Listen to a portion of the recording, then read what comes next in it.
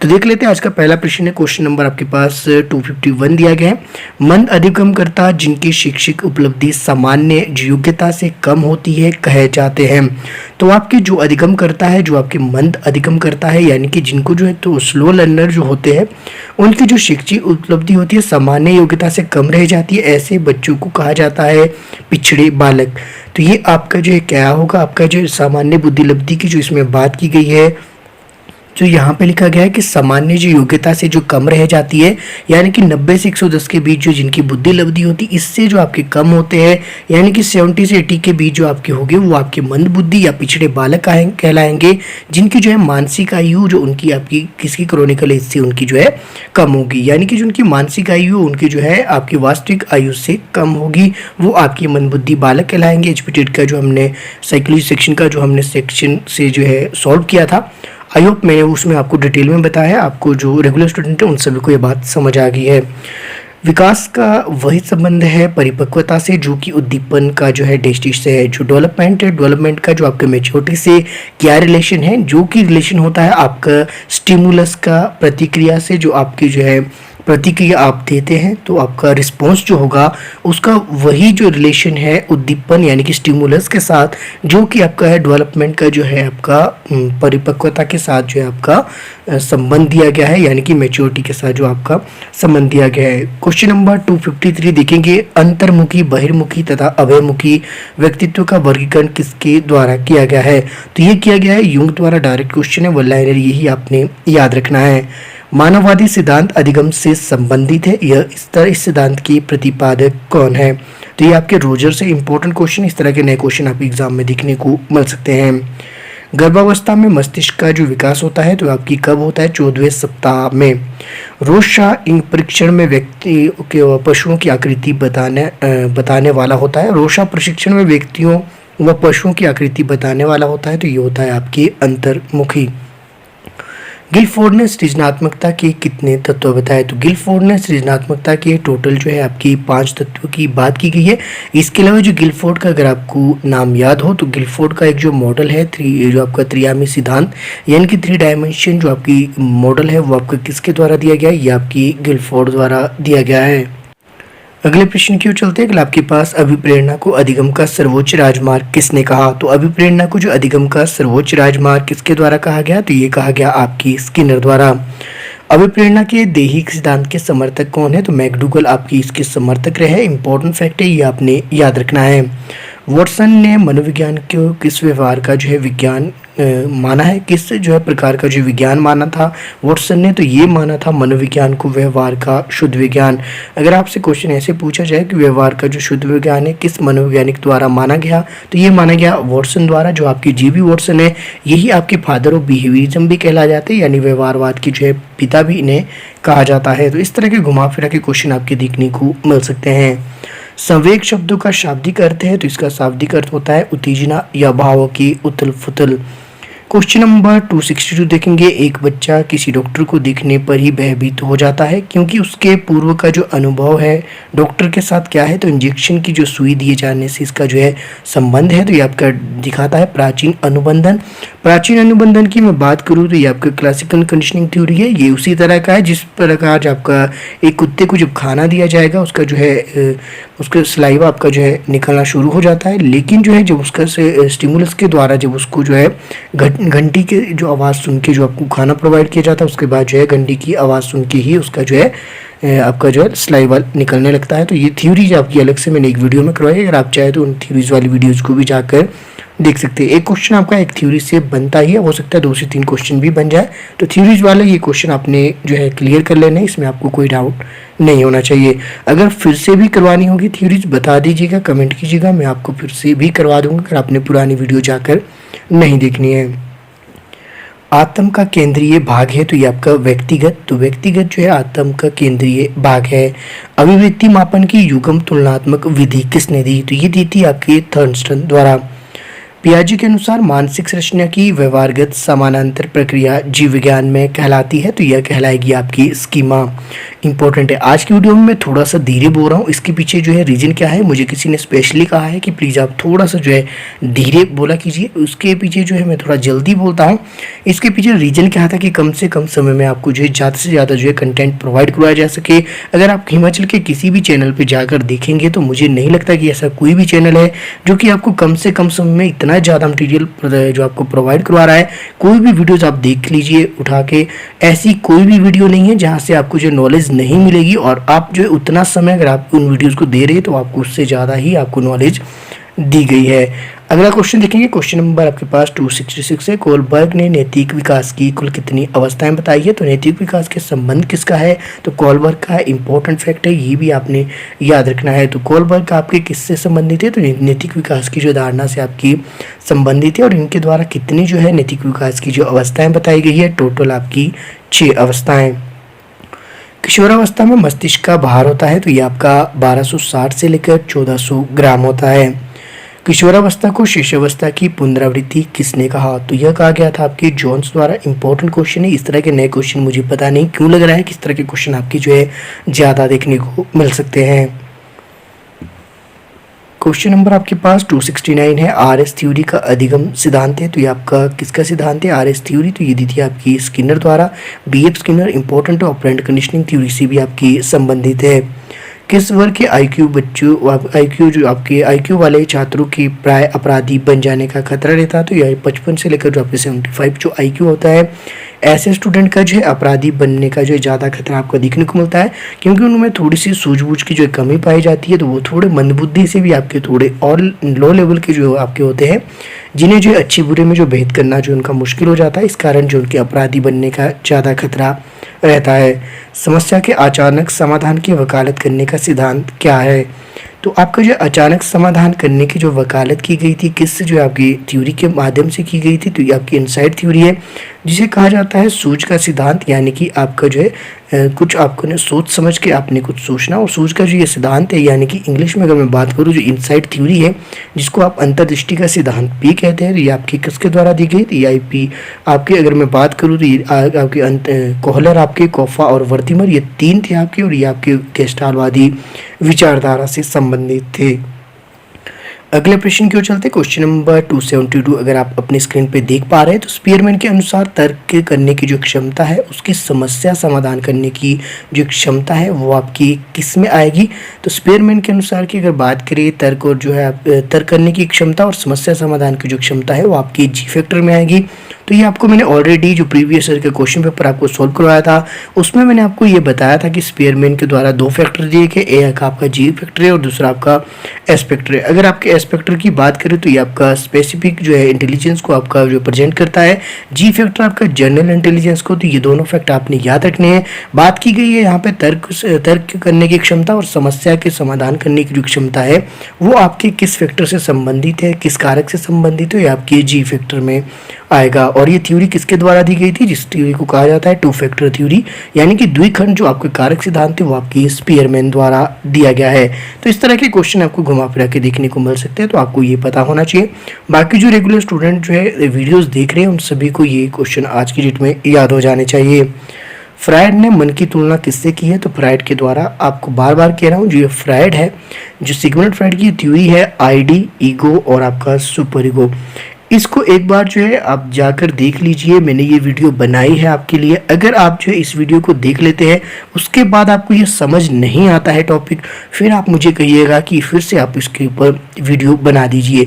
मैं इसके ऊपर वीडियो बना सकता हूँ, लेकिन जो समय की बर्बादी होगी। पहले ही जितने जो इम्पोर्टेंट फैक्ट है, जितना आसानी से मुझे समझाना था, वो मैंने इस वीडियो में ऑलरेडी आपको समझा दिया है। अगर इसको देखने के बाद आपको समझ नहीं आता, फिर कमेंट कीजिएगा, फिर मैं प्रयास करूँगा फिर से इसको जो है बेहतर बनाने का, आपको समझाने का। एक क्वेश्चन आपका आईडी को सुपर ईगो से देखने को मिलता है, एक नहीं हो सकता 2 से 3 क्वेश्चन भी देखने को मिल जाए। अगला प्रश्न देखते हैं। क्वेश्चन नंबर 274 है आपके पास। शिक्षण भारत के संविधान की किस सूची के अंतर्गत आता है? शिक्षण की अगर मैं बात करूं तो शिक्षण भारत के संविधान की किस अनुसूची के अंतर्गत आता है? तो ये आपकी समवर्ती सूची के अंतर्गत। समवर्ती सूची की अगर मैं बात करूं तो 3 तरह की अनुसूचियां आपके देखने को मिली है, जो कि आपके केंद्र और राज्य सरकार की मध्य शक्तियों का जो विभाजन करती है। पहली सूची आपकी अगर मैं बात करूं राज्य सूची, दूसरी आपकी जो कहेंगे आप संघ सूची, और इसके अलावा तीसरी है आपकी समवर्ती सूची। इसमें जो कहा गया है कि शिक्षण भारत के संविधान की किस सूची के अंतर्गत आता है? तो देखिए 8% की अगर बात करें तो ये आपकी संविधान की समवर्ती सूची के अंतर्गत आता है, लेकिन पहले ऐसा नहीं था। पहले ये विषय था आपकी राज्य सूची का, उसके बाद जो इसको समवर्ती सूची में इसको इंक्लूड किया गया। 42 एक अमेंडमेंट हुआ था 1976 में, जिसके अंतर्गत जो है टोटल आपके जो 5 विषय थे उनको जो है आपके राज्य सूची से हटाकर समवर्ती सूची में डाल दिया गया। जिसके बाद क्या होता है कि आपका जो है शिक्षण भी इसी में से एक था, और उसके बाद जो ये आपका समवर्ती सूची का जो है विषय बन गया। ये 3 तरह की सूचियाँ क्या है? राज्य सूची होगी जिसमें राज्य सरकार कानून बना सकती है, संघ सूची होगी जिसमें जो है केंद्र सरकार कानून बना सकती है, और समवर्ती सूची आपकी वो सूची है जिसमें जो है आपके राज्य और आपकी केंद्र दोनों जो है अपनी आवश्यकता के अनुसार, जरूरत के अनुसार, आवश्यकता पड़ने पर कानून बना सकती है। आई होप आपको ये कॉन्सेप्ट भी क्लियर हो जाना चाहिए। इंपॉर्टेंट है आपका ये पॉलिटिकल का एक जो है अलग से टॉपिक है, इसको अलग वीडियो में मैं कोशिश करूंगा, अगर आप चाहे तो मैं इसको एक्सप्लेन कर सकता हूँ। आधुनिक दर्शन शास्त्र संश्लेषण करता है, तो ये किसका करता है? तो ये आपकी विज्ञान का करता है। क्वेश्चन नंबर 276 देखेंगे। किसने यह कहा है कि शिक्षक कोई एक निर्देशकर्ता अथवा कठोर अधिकारी नहीं है, वह है एक सहायक तथा गाइड? ये आपके अरविंदो घोष की जो ये विचार थी। ये तो आपका जो है फिलोसफी का आपका क्वेश्चन देखने को मिला है, तो हो सकता है फिलोसफी के 1 से 2 क्वेश्चन आपको इसमें देखने को मिले। हालांकि ये जो ज़्यादातर अगर मैं बात करूँ तो ये आपके हमीरपुर बोर्ड द्वारा फिलोसफी के क्वेश्चन देखने को मिलते हैं। टीजीटी आर्ट्स कमीशन की बात की जाए, टीजीटी आर्ट्स जो नॉन मेडिकल कमीशन की बात की जाए, या फिर आपकी मेडिकल कमीशन की बात की जाए। अगला प्रश्न है आपके पास। बालक का रवैया में परवाह नहीं करता, उस प्रकार का जो है व्यवहार आपका जो है वो क्या कहा जाता है? तो ये आपका पश्चिम गमन आपका व्यवहार कहलाएंगे। साथ ही अगर आप जो है अभी टेट की प्रिपरेशन करें, अगर आपने ये पीडीएफ ऑलरेडी ले ली है तो बहुत अच्छी बात है। ये पीडीएफ को आपने डिलीट नहीं करना है एग्जाम के बाद। ये पीडीएफ आपको जो है आने वाले जो कमीशन एग्जाम है आपकी उन सभी में ये हेल्प करेगी। और इस बार जो अभी जो टेट के एग्जाम आपके हो रहे हैं, इसमें अगर आप डेडिकेशन रखते हो और आपका ये एग्जाम हो जाता है तो ऐसी संभावना है कि इसके बाद जो कमीशन भी आपका जो है जल्दी देखने को मिलेगा। तो ये आपके लिए गोल्डन अपॉर्चुनिटी है। आप इस एग्जाम को जो है आप अभी भी कर सकते हैं। अभी आपके पास लास्ट 20 डे बचे हैं। 20 के आप जो है दिन रात एक कर दीजिए तो ये 40 डे हो जाते हैं, और 40 डे में कोई भी आपका जो है टेट के एग्जाम की अगर मैं बात करूँ तो ये आराम से आपका जो क्लियर हो जाता है। इसमें कोई बड़ी बात नहीं है। सिर्फ आपको जो सिलेक्टेड टॉपिक पढ़ने, गाइडेंस आपको जो है ऑलरेडी मेरी ओर से मिल रही है। कोई भी आपको सहयोग चाहिए आप कमेंट कर सकते हैं। जितने भी आपके इंपॉर्टेंट जो कमेंट्स रहते हैं उन सभी के आपकी रिप्लाई करने की मैं कोशिश करता हूं। इसके अलावा अगर आपने ये पीडीएफ नहीं ली है तो आप इस पीडीएफ को ले सकते हैं। लेने के लिए आपको क्या करना है, 65 रुपीज़ जिसका अमाउंट है। साइकोलॉजी की ये पीडीएफ है 9817783916। ये आपका जो है गूगल पे नंबर भी यही है और व्हाट्सअप नंबर भी यही है। आप जो है इस पे स्क्रीनशॉट शेयर करके 65 रुपीज़ पेमेंट का आप अपनी वहाँ से पीडीएफ ले सकते हैं। अगला प्रश्न आपके पास, माध्यमिक शिक्षा कमीशन की स्थापना कब हुई थी? तो ये हुई थी आपकी 1952 को। अगले प्रश्न की बात करेंगे। क्वेश्चन नंबर 279 है। शिक्षण की सबसे उत्तम विधि मानी जाती है, तो ये आपकी प्रोजेक्ट जो आपका मेथड है। क्वेश्चन नंबर 280 देखेंगे। शिक्षण के किस गुण को छात्र सबसे अधिक पसंद करते हैं? तो शिक्षण का जो ऐसा कौन सा गुण होता है? एक तो होता है उसकी जो निष्पक्षता। निष्पक्षता की अगर मैं बात करूँ, ये क्वेश्चन आपका 2-3 तरह से देखने को मिल सकता है। हो सकता है कि आपके पास निष्पक्षता जो आपके पास ऑप्शन में ना दिया हो सकता है उसकी नॉलेज के आधार पे, या फिर आपसे इसमें जो अलग अलग ऑप्शन आपके देखने को मिल सकते हैं। ये आपको मैं तभी बता रहा हूँ कि आपने ये मत सोचना कि निष्पक्षता ये। सबसे पहले आपने ये जानने का प्रयास करना है कि ये क्वेश्चन आपका किस हिसाब से पूछा गया है। क्या ये क्वेश्चन आपका चाइल्ड सेंटर है या फिर आपका टीचर सेंटर? साइकोलॉजी की अगर मैं बात करूँ तो स्पेशली 2 तरह के क्वेश्चन आपके देखने को मिलते हैं। एक होते हैं टीचर सेंटर, एक होते हैं आपके स्टूडेंट सेंटर। इसमें जो है बात की गई है शिक्षक की, तो किस गुण को जो है छात्र सबसे अधिक पसंद करते हैं? तो ये आपका जो है टीचर सेंटर आपका ये क्वेश्चन पूछा गया है। तो टीचर का जो ऐसा कौन सा गुण है, इसमें टीचर को जो ध्यान रखा गया है तो उसकी जो इम्पार्शियलिटी यानी कि उसकी निष्पक्षता को जो है सबसे ज़्यादा जो छात्रों द्वारा पसंद किया जाता है, यानी कि वो सभी छात्रों को एक समान रूप से जो है उनके साथ जो व्यवहार करता है, साथ ही जो उनको इम्पोर्टेंस भी एक समान ही देता है, उनके जो कोई चहेते नहीं है। आगे चलते हैं। क्वेश्चन नंबर 281 की अगर मैं बात करूँ तो मनोविज्ञान के जनक के रूप में जो है किसे जाना जाता है, तो ये जाना जाता है विलियम जेम्स को। अगला प्रश्न आपके पास, प्रयोगात्मक मनोविज्ञान के जनक की बात की जाए तो ये आपका है विलियम वोन। इंपॉर्टेंट है, ये सभी फैक्ट आपके लिए एक साथ लिखे गए हैं। इसके पीछे रीजन यही है कि इसमें जो है ज़्यादातर बच्चे जो कंफ्यूज होते हैं और क्वेश्चन एग्जाम में गलत करके आते हैं। अब देखिए, ध्यान से देखिएगा कि अगर पूछा जाए मनोविज्ञान के जनक तो विलियम जेम्स है, अगर पूछा जाए प्रयोगात्मक मनोविज्ञान के तो फिर आपके विलियम वोंट। इसके अलावा अगर आपसे पूछा जाए शिक्षा मनोविज्ञान के, अलग अलग फैक्ट है, ध्यान रखिएगा। ये है प्रयोगात्मक मनोविज्ञान, सिर्फ ये है मनोविज्ञान। नीचे है शिक्षा मनोविज्ञान थॉर्नडाइक, शिक्षा मनोविज्ञान थॉर्नडाइक, सिर्फ मनोविज्ञान आपके विलियम जेम्स। इसके लिए प्रयोगात्मक मनोविज्ञान आपकी विलियम वोंट। आधुनिक मनोविज्ञान तो ये है आपकी विलियम जेम्स। इस तरह के क्वेश्चन ये सेम बिल्कुल देखने को लगते हैं और ये क्वेश्चन आप गलत करके आते हैं और इसमें कंफ्यूजन भी होता है। बार बार आप मुझे कमेंट भी करते हैं, सर इसका ये है तो इसका ये होना चाहिए, ये होना चाहिए। बल्कि ऐसा नहीं है, एक साथ इसको एक बार पढ़ लीजिए, उसके बाद ही आप जो है इसको याद कर लेना।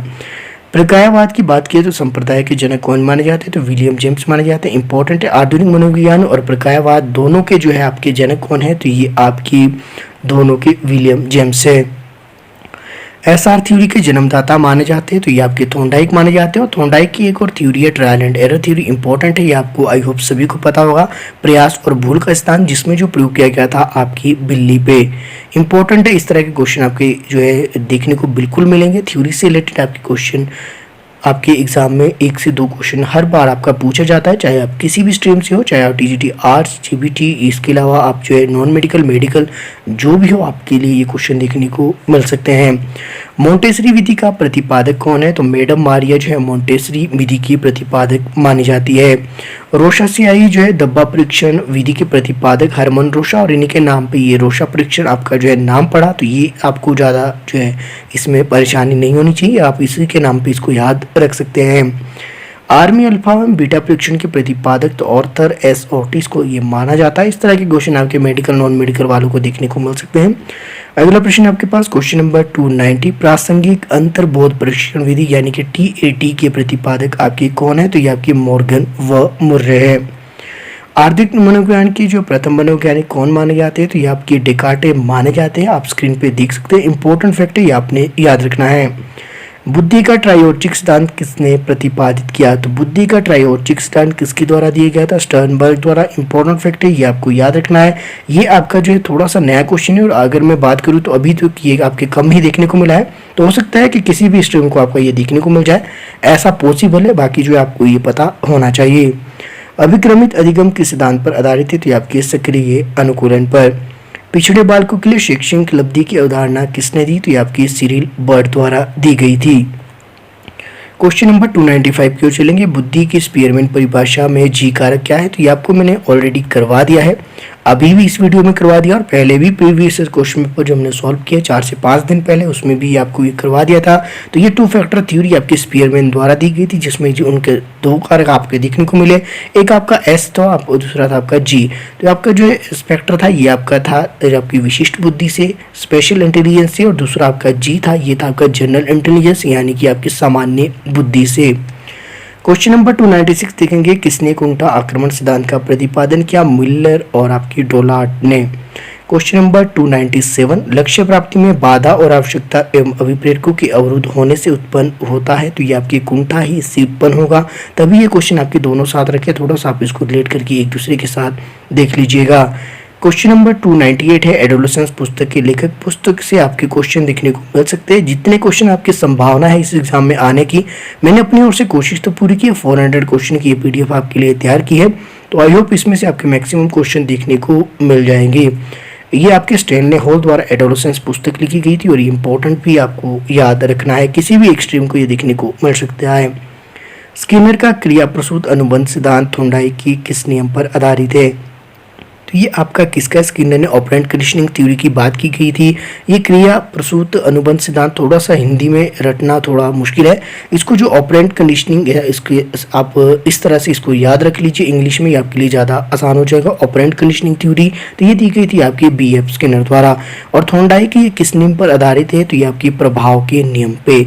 और थॉर्नडाइक का जो गौण नियम है वो आपका क्या है, तो सादृश्य अनुक्रिया का नियम। आपके पास who give the theory of multiple intelligence, तो ये किसके द्वारा दिया गया था। मल्टी इंटेलिजेंस की जो थ्योरी है ये दी गई थी, यानी कि बहुबुद्धि की बात की गई है। मल्टीपल इंटेलिजेंस यानी कि बहुबुद्धि हिंदी वालों के लिए। तो बहुबुद्धि का जो सिद्धांत है ये हॉवर्ड कार्नर द्वारा दिया गया था। इसके अलावा जो है डायरेक्ट इसमें वन लाइनर है, डायरेक्ट आपको मैं बताऊंगा। बाकी डिटेल वाली वीडियोस अलग से बनी है, आप उसको प्लेलिस्ट में अलग से फोल्डर बनाए साइकोलॉजी का, उसमें जाकर देख सकते हैं। टॉपिक वाइज भी मैक्सिमम टॉपिक हमने कवर कर लिए हैं।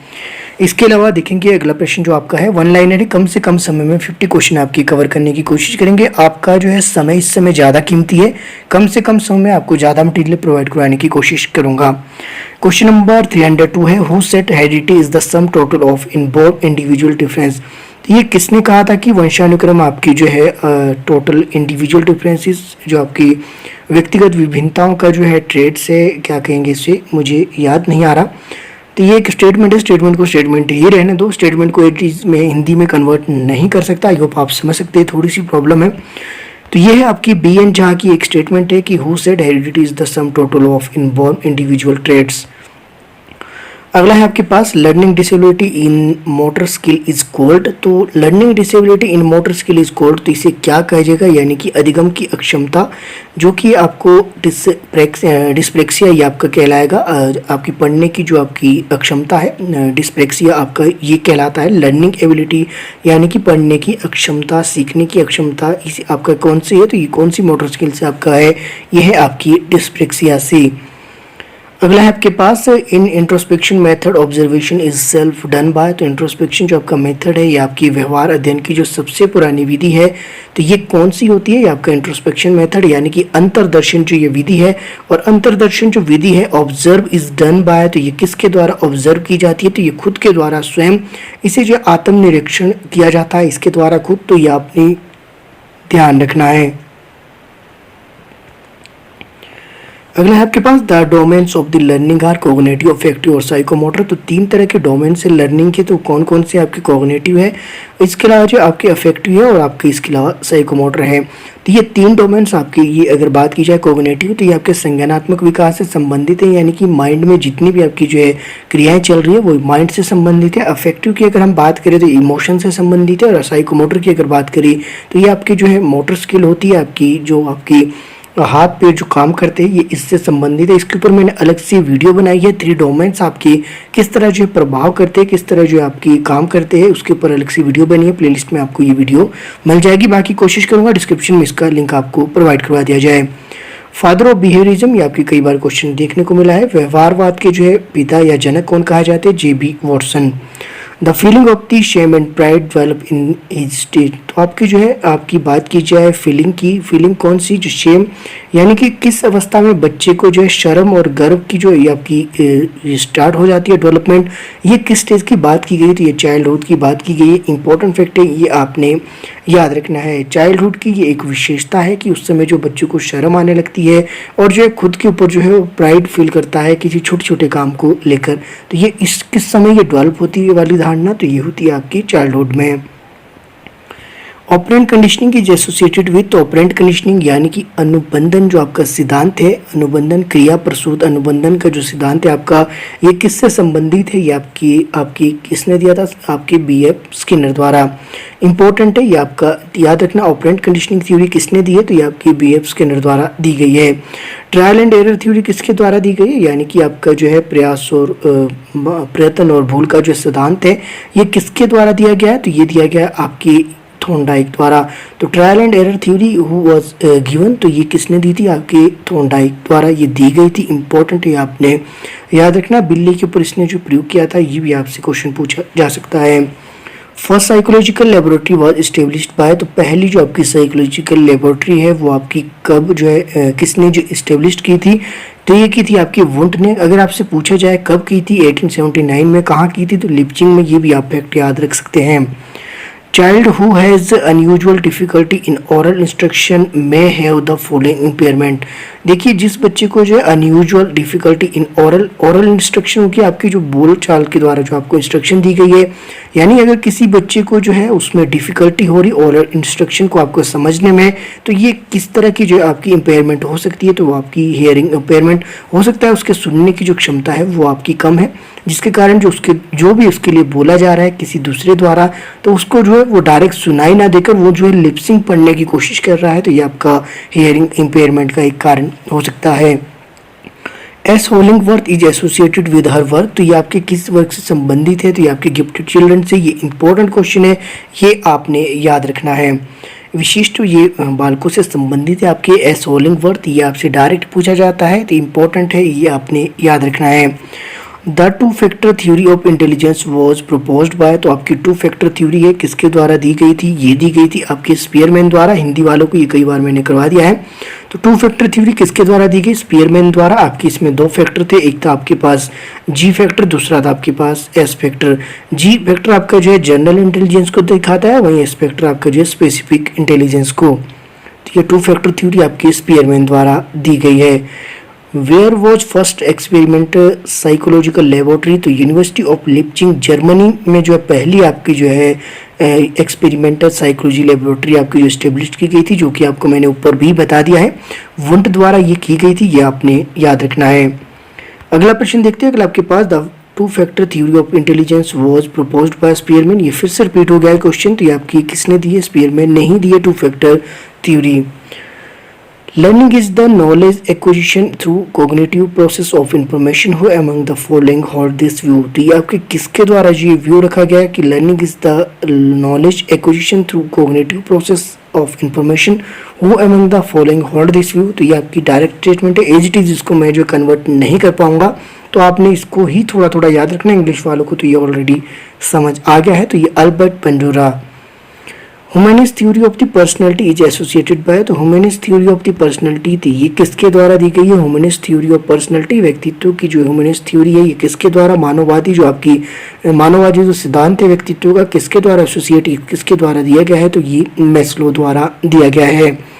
Who said psychology is the study of the human nature, ये किसने कहा कि साइकोलॉजी आपकी जो है वो स्टडी करता है ह्यूमन नेचर की, मानव व्यवहार का, तो ये किसके द्वारा कहा गया था, ये किया गया था आपकी बोरिंग द्वारा।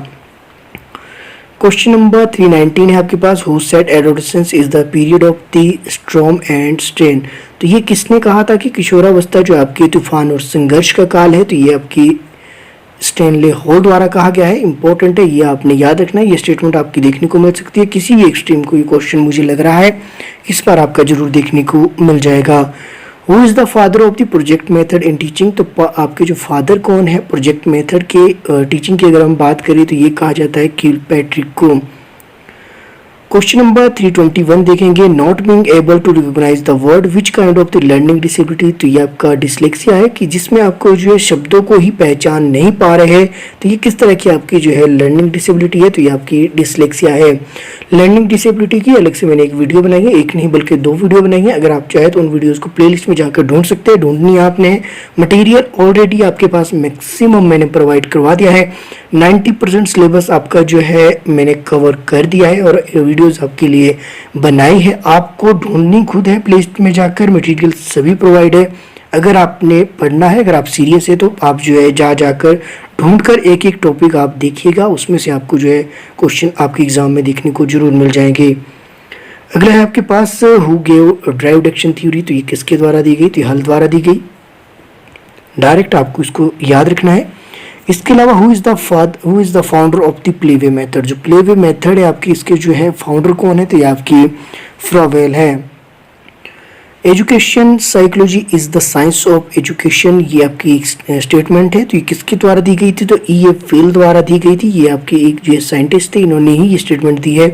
तो ऐसे ही थोड़ी सी याद रखना, education psychology is the science of education, तो ये कहा था आपके E.A. पील द्वारा।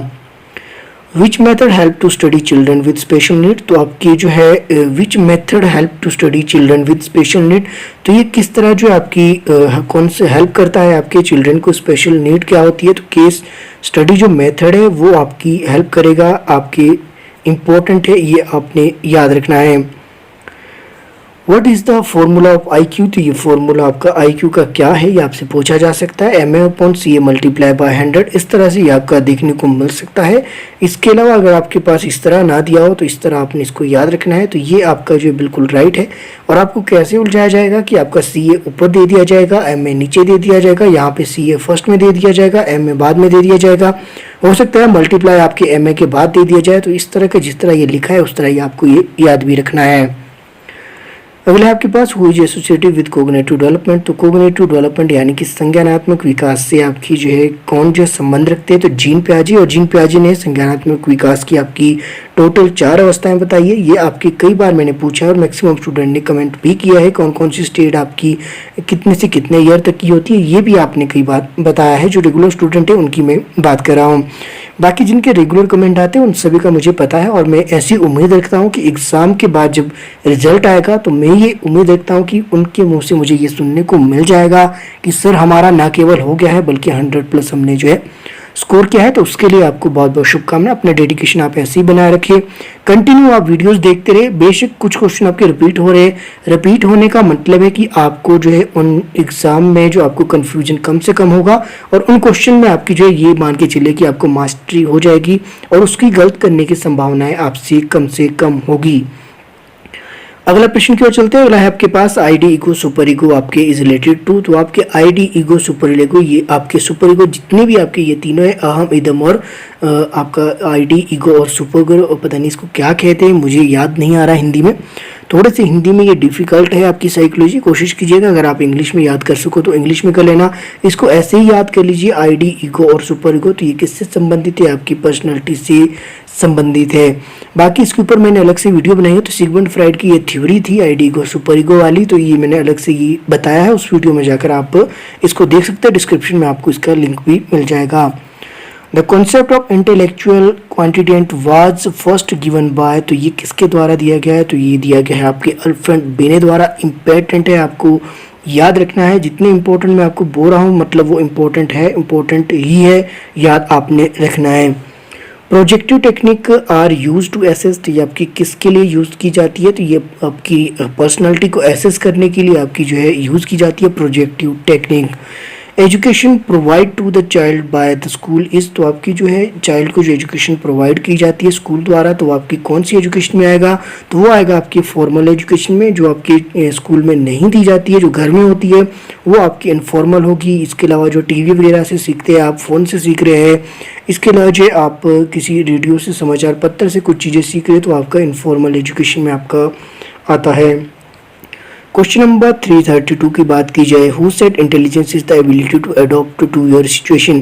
तो ये किसने कहा कि आपकी जो इंटेलिजेंस, आपकी जो बुद्धि है, वो ability to adopt to your situation, वो आपकी सिचुएशन पे जो है डिपेंड करती है आपकी एबिलिटी। तो ये आपकी पिटनर की एक स्टेटमेंट थी, ये आपने डायरेक्ट ऐसे ही याद रखना है।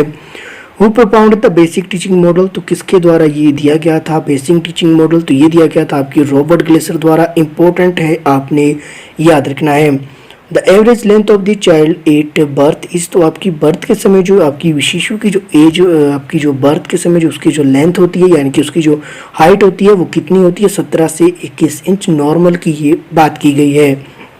Who wrote the book the school and society. तो आपके किसके द्वारा ये बुक लिखी गई, द स्कूल एंड सोसाइटी, तो ये लिखी गई है जॉन डेवी द्वारा। इंपॉर्टेंट है, जॉन डेवी से रिलेटेड आपका एक क्वेश्चन एग्जाम में देखने को मिलता है और हिंदी मीडियम वालों को मैंने 2-3 क्वेश्चन इसके ऑलरेडी करवा दिए हैं।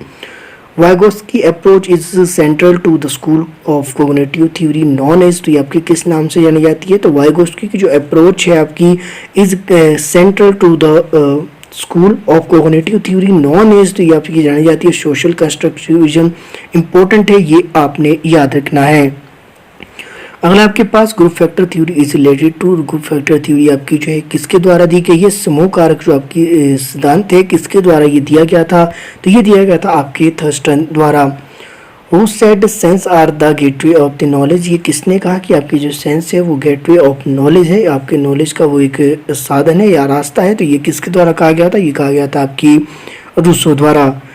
Who wrote a famous book personality as psychological interpretation। तो ये किसके द्वारा है, 1937 की ये बुक है, तो ये W अल्पोर्ट द्वारा ये लिखी गई है। इंपॉर्टेंट है, ये आपने डायरेक्ट याद रखनी, personality and the psychological interpretation.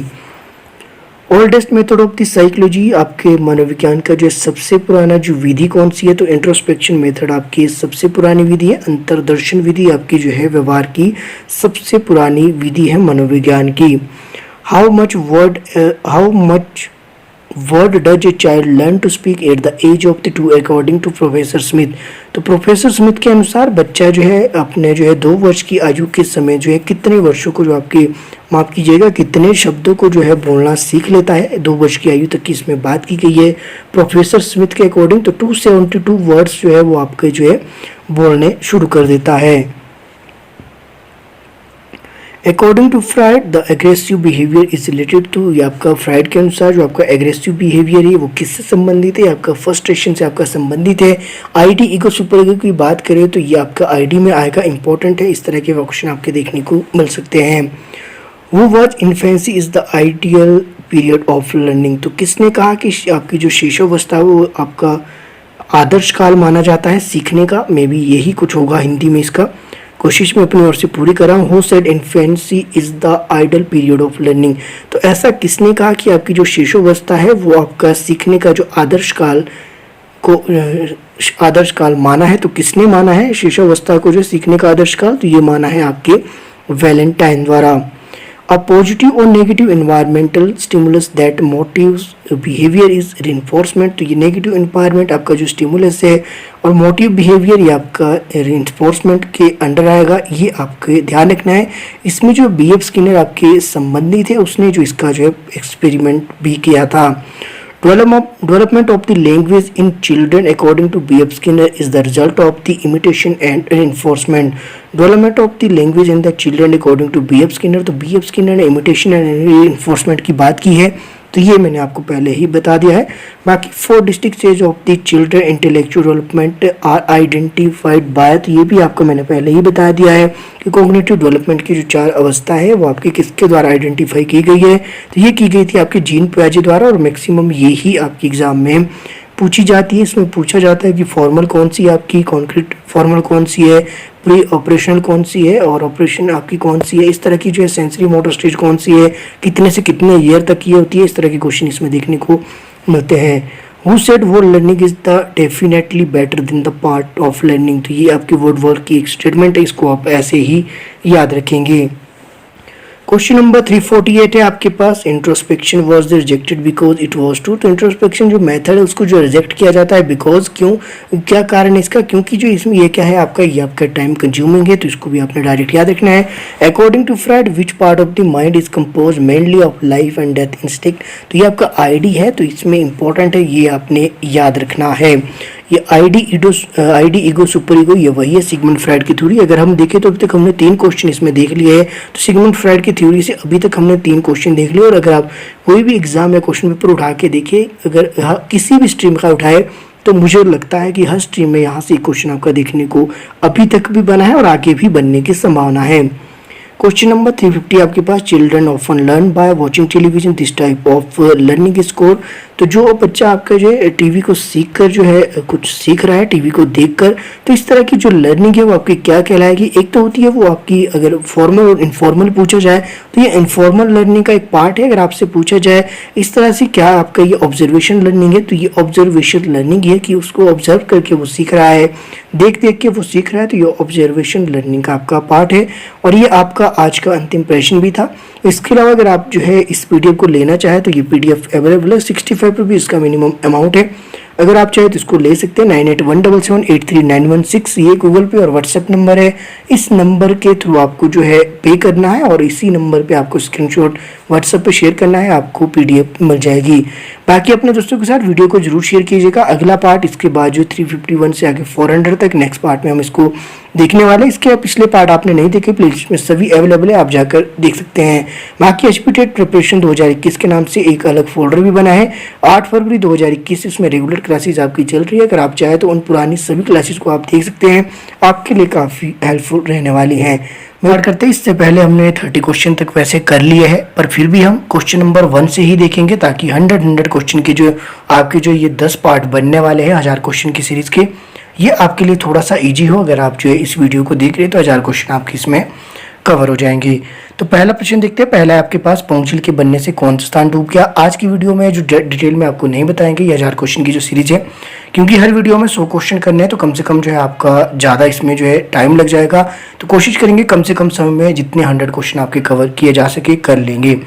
बाकी डिटेल में देखना है तो अदर वीडियो आपकी बनी है HPGK का अलग से प्लेलिस्ट में फोल्डर बना है, उसमें जाकर आप देख सकते हैं। तो पौंग झील के बनने से कौन सा स्थान डूब गया। देहरा गोपीपुर ये स्थान आपको जो है डूब गया। पौंग झील बनी आपके व्यास नदी के ऊपर कांगड़ा डिस्ट्रिक्ट में। वह स्थान जहाँ चंद्रभागा नदी का संगम होता है तो वह स्थान है आपका तांडी, और तांडी नामक स्थान ये आपकी जगह है आपके लाहौल स्पीति में। पद्म संभव का संबंध किस झील से है तो यह है आपकी रिवाल्सर से इम्पोर्टेंट है। और ये आपकी जो झील है, ये झील आपके 3 धर्मों का समूह है, आपके हिंदू, सिख और आपके जो तीसरे कौन से थे तो वो थे आपके बौद्ध। अगला प्रश्न है आपके पास, हिमाचल प्रदेश हिमालय में कहाँ स्थित है तो ये आपका पश्चिमी हिमालय में स्थित है। कस्तूरी मृग प्रजनन केंद्र कहाँ पे स्थित है तो ये आपकी कुफरी शिमला में। इंपॉर्टेंट फैक्ट ये आपने याद रखने हैं। हिमाचल प्रदेश का राजकीय फूल क्या है तो हिमाचल प्रदेश का राजकीय फूल क्या है तो ये आपका गुलाबी बुराश है। तो हिमाचल प्रदेश का राजकीय फूल क्या है तो ये आपका गुलाबी बुराश है। हिमाचल प्रदेश के अधीन वन क्षेत्रफल की बात की जाए तो ये अपडेट हो चुका है 68.18 आपका जो है ये है आपका 37,947 वर्ग किलोमीटर। इंपॉर्टेंट है, ये आपने याद रखना है। हिमाचल प्रदेश का राज्य पक्षी कौन सा है तो ये आपका जुजुरान है। 10 से 15 साल इसकी उम्र होती है और इसके जो है 9 कलर होते हैं। हिमाचल प्रदेश की किस घाटी को दूध और शहद की घाटी कहा जाता है तो ये आपकी चंबा घाटी को। और वो चंबा जो दुग्ध परियोजना भी चली थी आपकी एक 1978 में, वो भी आपने साथ साथ याद रखना है। हिमाचल प्रदेश में भूकंप कब आया था तो 4 अप्रैल 1905 को हिमाचल प्रदेश में जो है भूकंप आया था। इसमें जो 18,314 लोग मारे गए। 7.4 इसका जो रिएक्टर स्केल पे इसकी जो है तीव्रता मापी गई थी। अगला प्रश्न आपके पास, रोहतांग का क्या अर्थ है तो रोहतांग का जो अर्थ है ये आपका लाशों का ढेर है। और रोहतांग जो ये दर्रा है आपकी कुल्लू में आता है। 3,980 मीटर इसकी जो है हाइट है। पीर पंजाल पर्वत श्रृंखला किस जिले में है तो ये आपकी चंबा में। इंपॉर्टेंट फैक्ट लेके आप साथ साथ याद चलेंगे। ऊना जिले की पहाड़ियों को किस नाम से जाना जाता है तो ये जाना जाता है शिवालिक। तो शिवालिक की पहाड़ियाँ जो है वो किस और नाम से जानी जाती है तो ये जानी जाती है आपकी जो है इंपॉर्टेंट, अगर आपको याद हो 2 मैंने आपको नाम बताया थे, एक था मेनाक और एक था मानक। जो आपका जो है मानक है तो ये कौन है तो ये आपके शिवालिक इंपॉर्टेंट है। जो आपका मोलाक है, मोलाक आपका जो है वो कहा जाता है आपके धौलाधार को। जो आपके मेनक और मानक ये दोनों एक ही है, मेनाक और मानक दोनों एक ही है, जो कि आपके शिवालिक कहा जाता है। और ऊना जिले की जो पहाड़ियाँ हैं वो किस नाम से आती है मैक्सिमम तो ये आपकी शिवालिक में ही आती है। इंपॉर्टेंट फैक्ट आपको याद रखना है। कौन सी पर्वत श्रृंखला लाहौल स्पीति और किन्नौर को तिब्बत से अलग करती है तो जास्कर पर्वत श्रृंखला जो इन दोनों को जो है अलग करती है। 16 सिंधी धार किस जिले में है, साथ ही आपको मैं बता दूं लाहौल स्पीति और किन्नौर को जो ये अलग करती है जास्कर पर्वत श्रृंखला, जो हिमाचल प्रदेश की सबसे ऊंची चोटी शिला है वो भी आपकी जास्कर पर्वत श्रृंखला पर ही स्थित है। 16 सिंधी धार किस जिले में तो ये आपकी हमीरपुर में। रणजीत सागर बांध किस नदी के किनारे है तो ये आपकी रावी नदी के किनारे हैं। अगला प्रश्न है आपके पास, त्रिगत रियासत का जो है क्षेत्र कौन सी 2 नदियों के बीच में स्थित था। एक थी आपकी सतलुज और दूसरी थी आपकी रावी। दोनों इंपॉर्टेंट फैक्ट आपने याद रखने हैं। त्रिगत की अगर मैं बात करूँ तो ये आपका जो है नगरकोट और कांगड़ा के जो आपका 8% की बात करें कांगड़ा है, पहले जो इसको त्रिगत, नगरकोट और भीमकोट के नाम से भी जाना जाता है। कांगड़ा का जो शासक था सुशर्मा, उसके द्वारा वहाँ पे किला भी बनाया गया। और सुशर्मा आपकी कटोच वंश का जो है ये एक शासक था। और सुशर्मा ही आपका एकमात्र ऐसा जो हिमाचल का राजा था जिसने जो है महाभारत के युद्ध में जो कौरव की ओर से जो है युद्ध लड़ा था। अगला प्रश्न आपके पास, पौंग झील को जो है किस नाम से जाना जाता है तो महाराणा प्रताप सागर के नाम से जो पौंग झील को जाना जाता है। और ये वही पौंग झील है जिसके बनने से देहरा गोपीपुर नामक स्थान आपका जो है डूब गया था। कुल्लू घाटी को किस नाम से जाना जाता है तो देव घाटी के नाम से इसको जाना जाता है। जलोड़ी दर्रा किस जिले में है तो आपका एक दुल्लाची दर्रा, इसके अलावा रोहतांग दर्रा और जलोड़ी दर्रा, 3 दर्रे आपने याद रखने। ये तीनों कहाँ है आपकी, ये है आपकी कुल्लू में। हिमाचल प्रदेश की स्थानीय भाषा में शिगड़ी का क्या अर्थ है, इसका अर्थ होता है हिमनद या फिर ग्लेशियर। इंपॉर्टेंट फैक्ट है, ये आपको याद रखना है। हिमाचल प्रदेश किस वर्ष पार्ट सी राज्य बना तो ये आई होप सभी को पता होगा, यानी कि भाग घ का जो राज्य किस वर्ष बना था 1951 को। भुंडा उत्सव किससे संबंधित है तो ये किस भगवान से संबंधित है, ये परशुराम से संबंधित है, जिनका संबंध जो है आपकी रेणुका जी से भी है। तो इंपॉर्टेंट है, आपने याद रखना है। रेणुका जगह है एक सिरमौर में, जो कि रेणुका झील भी वहाँ पे जो है बनी हुई है, जो कि हिमाचल प्रदेश की सबसे बड़ी प्राकृतिक झील भी है। मुकीला हिमनद हिमाचल प्रदेश की किस घाटी में स्थित है तो ये आपकी बाघा घाटी में स्थित है। मारकंडा खड्ड नदी हिमाचल प्रदेश के किस जिले में बहती है तो ये आपकी सिरमौर में बहती है। इंपॉर्टेंट फैक्ट आप साथ साथ लेकर चलिएगा। अगला प्रश्न है चंद्रकूप जो आपकी झील है हिमाचल प्रदेश के किस जिले में है? तो ये आपकी चंबा में। ये नया क्वेश्चन है, हो सकता है एग्जाम में देखने को मिल जाए। बिलासपुर के नलवाड़ी उत्सव या नलवाड़ी मेले का जो विचार किसने दिया था? डब्ल्यू गोल्डस्टीन द्वारा दिया गया था। इंपॉर्टेंट फैक्ट आपने याद क्या रखना है, 1889 में जो इसको जो है शुरुआत की गई थी। बैजनाथ को प्रारंभिक काल में इससे जानते हैं, तो ये आपको किस नाम से जानते हैं? बैजनाथ को जाना जाता था किरग्राम के नाम से। वहीं सराहन की अगर मैं बात करूँ तो सराहन को जाना जाता था आपके शोणितपुर से। इसके अलावा बिलासपुर को जाना जाता था कहलूत से, कुल्लू को कहलूत से, और इसके अलावा जो माफ कीजिएगा कहलूर जाना जाता था। ये थोड़ा सा यहाँ गलत लिखा है, जिसके पास PDF भी आई है वो इसको थोड़ा सा जो है चेंज कर लेना। ये आपका जो है कहलूत है, ये आपका होगा बिलासपुर, जो कि आपकी लैंग्वेज है कहलूरी से ही कहलूत आपका याद रखना। और इसके अलावा जो आपका कुल्लू है, कुल्लू में जो आपका कुल्लूत लिखा गया है, इंपॉर्टेंट दोनों है। ये दोनों आपके जो अलग अलग फैक्ट्रीज को अलग अलग ही रहने दे, कई बार मैं भी इसमें जो है कंफ्यूज हो जाता हूँ। उदयपुर को जो प्राचीन नाम था वो था आपके मारकुल। नूरपुर का जो प्राचीन नाम था वो था आपका दमेरी। इंपॉर्टेंट फैक्टर्स सभी याद रखेंगे। हिमाचल को किस स्थान को जो अंगूरों की जो भूमि कहा जाता है? तो रिब्बा एक स्थान है जो इंपॉर्टेंट आपका याद रखना है, ये आपका किन्नौर में है। मोलाक पर्वत किसे कहते हैं? तो मोलाक पर्वत आपका वही क्वेश्चन आ गया जो आपका दो है, एक है मेलाक, एक है मोलाक।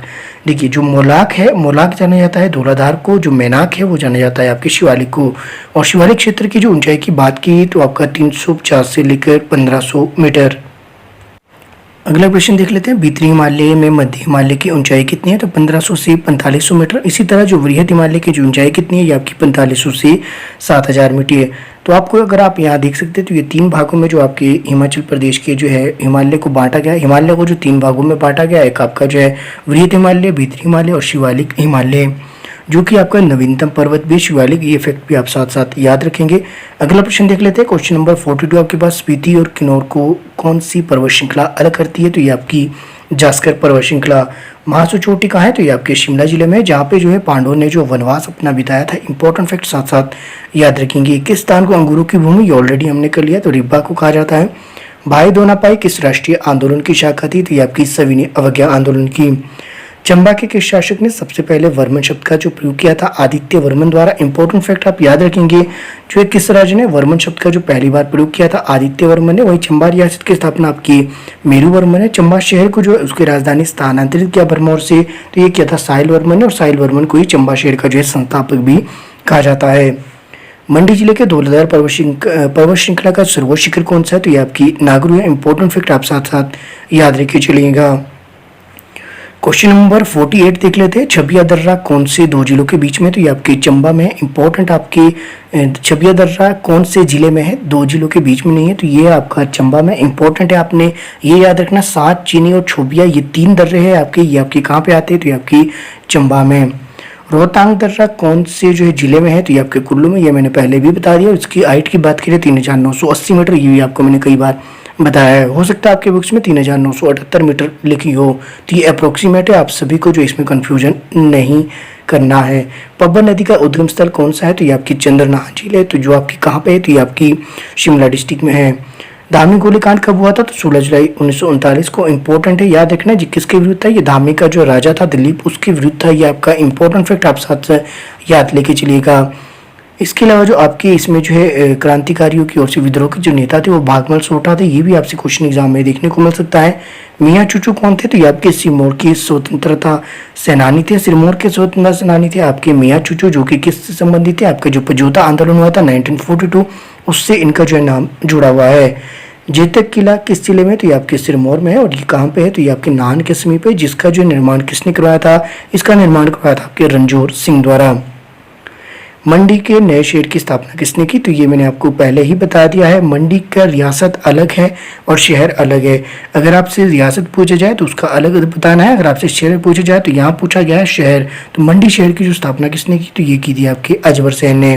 हिमाचल प्रदेश राज्य महिला आयोग किस वर्ष संगठित की गई थी? 1996 को। कांगड़ा के किस शासक के शासनकाल के दौरान 1365 ईस्वी में फिरोज शाह तुगलक ने कांगड़ा के किले को घेरा था? तो ये आपके रूपचंद ने घेरा था। इंपॉर्टेंट फैक्ट आप साथ साथ लेकर चलेगा। पंचायती राज प्रशिक्षण संस्थान हिमाचल प्रदेश में कहाँ पे? तो ये आपकी हिमाचल प्रदेश की शिमला में गिरा है, मशोबरा। हिमाचल प्रदेश कृषि उद्योग निगम लिमिटेड की स्थापना कब की गई? तो 1970 में की गई। ये भी आपने याद रखना है। इसके अलावा जनगणना 2011 के अनुसार जो है हिमाचल प्रदेश का जो है जनसंख्या घनत्व कितना था? तो 123 था। इंपॉर्टेंट है, अभी भी ये 123 है क्योंकि 2011 के आंकड़े अभी भी आपके फॉलो किए जा रहे हैं। इसके अलावा जो अगर आपसे पूछा जाए 2001 में कितना था हिमाचल प्रदेश का, तो ये था 109। दोनों फैक्ट आपको पता होने चाहिए। कांगड़ा का प्राचीन नाम क्या था? त्रिगत, नगरकोट, भीमकोट, जो कि मैंने आपको स्टार्टिंग में ही बता दिया था। हिमाचल प्रदेश 1948 में कितने जिलों के साथ अस्तित्व में आया? तो ये आपकी टोटल जो है 4 जिलों के साथ अस्तित्व में आया था। इसको आप जो है याद रखेंगे। 4 जिले आपके कौन कौन से थे? एक तो सिरमौर था, इसके अलावा महासू था, इसके अलावा चंबा और आपका मंडी। अगला प्रश्न देखेंगे। अगला है आपके पास, हिमाचल प्रदेश किस वर्ष केंद्र शासित मुख्य आयुक्त क्षेत्र बना? तो 1948 में, जो कि आपका जो अस्तित्व में भी आया था।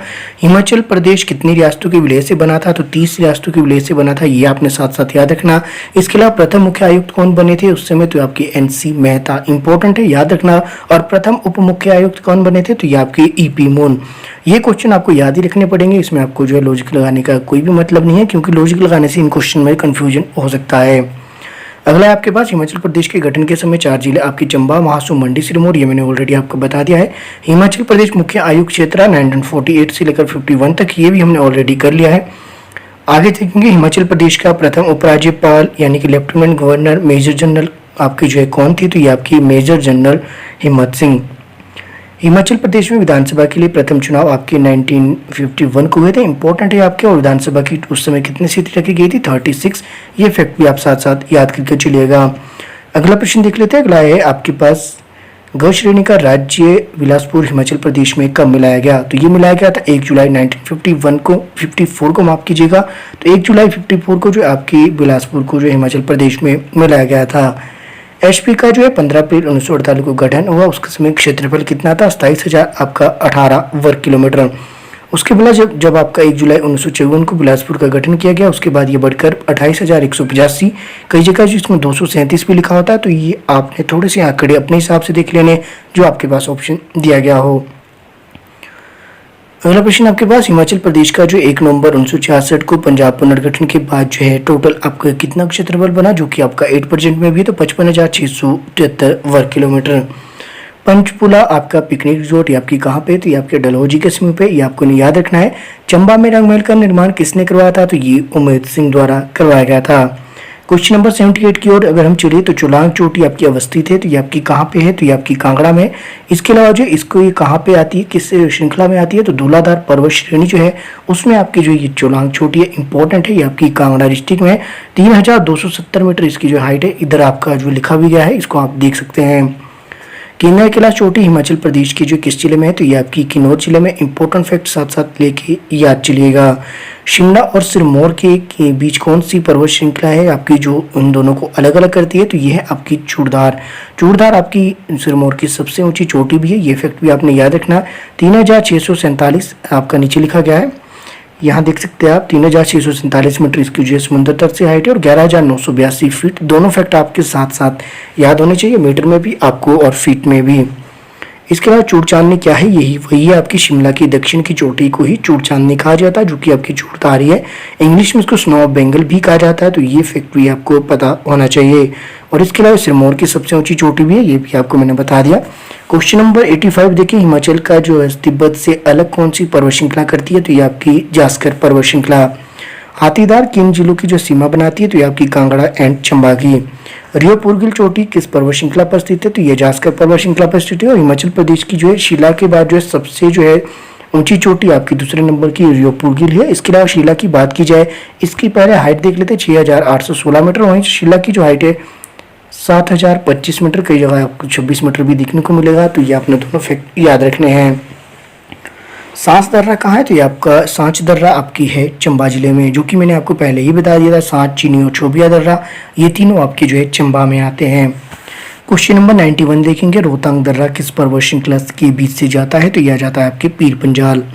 कांगड़ा क्या है? तो कांगड़ा एक प्रकार का एक दर्रा है, जो कि आपकी हिमाचल प्रदेश की लाहौल स्पीति जिले में अवस्थित है। कुंजुम दर्रे की ऊंचाई की बात की जाए तो 4520 मीटर इसकी जो हाइट है और कहाँ पे है, हिमाचल प्रदेश की लाहौल स्पीति जिले में आपका देखने को मिलता है। दुलाची दर्रा किस जिले में है, तो ये आपकी कुल्लू में है। मैंने पहले भी कहा है कुल्लू में आपके तीन आपके कौन कौन से, एक आपका दुलाची है, दूसरा है आपका रोहतांग और तीसरा है आपका जलोड़ी। तो ये तीनों आपके जो है कुल्लू जिले में आते हैं। बारालाचा दर्रा किस जिले में स्थित है, तो ये आपकी लाहौल स्पीति जिले में इंपॉर्टेंट है, आपने याद रखना है। इसके अलावा जो कांगला भी आपका कहाँ है, तो ये भी आपका जो है लाहौल स्पीति जिले में ही है। इंपॉर्टेंट फैक्ट है, दोनों आपने याद रखना। तीन दर्रे आपके जो लाहौल स्पीति में, तीन कौन कौन से अगर आप देख सकते हैं, पहला तो आपके पास यही दिया गया है आपका बारालाचा, दूसरा है कांगला और उसके अलावा कुंजुम। तो ये तीनों दर्रे आपके कहाँ पे है, तो ये तीनों आपके जो है लाहौल स्पीति में है। क्वेश्चन नंबर 97 देखेंगे, महाभारत के किस युद्ध में किसने 1400 BC के दौरान कटोच राजवंश की नींव रखी थी। जिसने जो नींव किसने रखी थी, कटोच राजवंश का जो शासक था आपका सुशर्मा, मैंने पहले भी बताया, जिसने कि महाभारत के युद्ध में जो है भाग लिया था, वहां से वो भाग के आ गया था और उसने जो है कटोच राजवंश की जो नींव रखी थी आपकी कांगड़ा में। क्वेश्चन नंबर आपका 98 है, कौन सा स्थान प्राचीन समय में जगतसुख की राजधानी रहा, तो ये आपका कुलूटा रहा। क्वेश्चन नंबर 99 देखेंगे, हिमाचल किस वर्ष संघ शासित प्रदेश बना, आई होप सभी को पता होगा 1956 को। क्वेश्चन नंबर 100 है और आज का ये अंतिम भी है, हिमाचल प्रदेश का सबसे सूखा स्थान, तो ये आपका स्पीति है। इंपॉर्टेंट फैक्ट साथ साथ लेके चलिएगा। इसके अलावा जो है सबसे ज्यादा अधिक वर्षा वाला स्थान जो आपका धर्मशाला है, जो कि आपकी कांगड़ा में है, 3400 मिलीमीटर वहाँ पे जो है आपकी बारिश होती है।